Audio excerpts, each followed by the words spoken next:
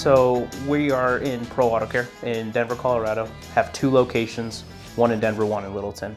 Been in the industry servicing cars for 32 years now. I've been in the industry 15 years now myself. The COO of the company, and we are starting to branch into the EV service and repair. We've been doing hybrids for many years now. So what needed to be done was the next level of training. Now there's a ton of similarities between EV and an ICE engine or a gasoline engine or diesel engine, but there are different things like the fact that the battery is much bigger than a normal vehicle would have in an ICE engine or a gas or diesel. So that was one of the things that we needed to overcome, was the understanding and the fundamentals of, okay, we're now dealing with 400 volts or 600 volts, whatever the case may be in the specific application. What tools do we need? And what level did my guys have to be in order to facilitate servicing those vehicles for our customers? We've always been a big advocate for training. Tom Pacheco from CDOT has had a relationship with us for a little while. And so he approached us and said, hey, we've got this opportunity for some EV training. It's coming down the pipeline. Are you guys willing and able to do the training? And we were like,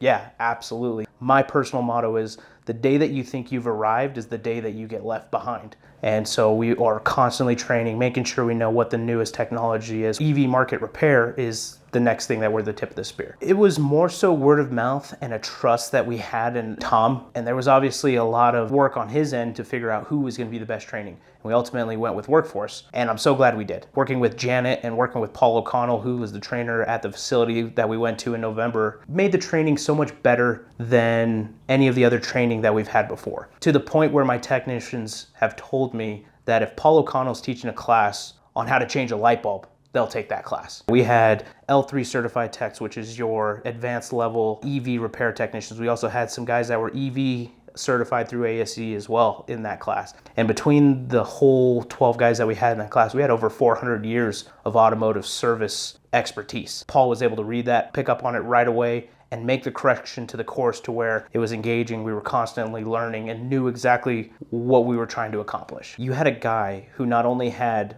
automotive experience, but also had instructor experience, and almost in a sense had engineering experience. He was able to take all 3 of those pieces that are crucial to learning, combine them together, and lay them out in front of you perfectly and saying, here's how it works and here's why it works. For me, I don't learn by reading a page or looking at a book. I have to physically touch it, pull it apart, put it all back together, and that's how I've learned. And that's how a lot of the guys in the automotive industry are. We're more hands-on learning. It wasn't book study. We would spend the mornings in the classroom going over what we needed to, and then the afternoons were all lab and applying what we learned that morning into an actual application where we could physically check resistance of insulation or disconnect a battery service plug and then actually disconnect wires and go in and check it. That seamless transition of, okay, hey, we've learned this. Now let's apply it. You had the online portion that we had to take as kind of a prerequisite. The other piece of the training that Paul was really able to convey was you would have to do 6 stupid things in a row in order to hurt yourself. So it took that scare out of it as well, working on high voltage. Yes, this can hurt me, but I gotta really mess up to hurt myself.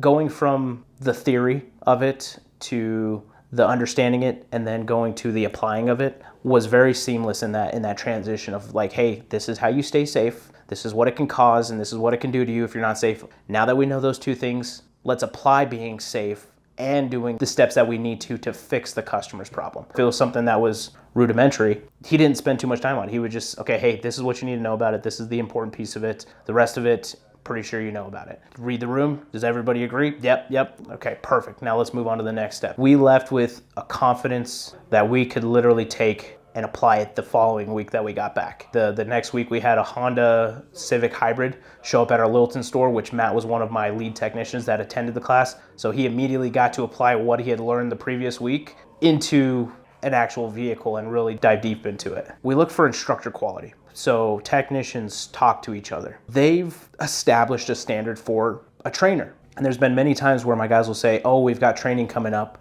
but that instructor is not very good. He's just super dull and it's very basic. A second qualifier is the little description on it. What are we going to be covering and what am I going to actually be learning? So that's qualifier number 2. Is it going to be basic or is it going to be advanced? Is it at the level in which I need the training? Is it going to better me as an individual, or am I going to be holding up the class to try to get them to their next level? And the last thing is going to be time and location. Is it a 3-hour class that I have to attend at 8 p.m. in the evening, which means I'm going to get home at midnight, and then I got to wake up at 6 o'clock in the morning to go to work. Instructor, the actual course and what it's going to cover, and then location and time. Program definitely checked all the boxes. Training was top notch, absolute, probably the best training I've ever received in my life. Paul was probably the greatest instructor I've ever met. Overall, probably the most intricate class that I wish I could have had, 2 weeks of, but we slammed it all into like 4 days, and so it was a bombardment of knowledge, but definitely well worth it and amazing to hear. Great instructor, easy to talk to,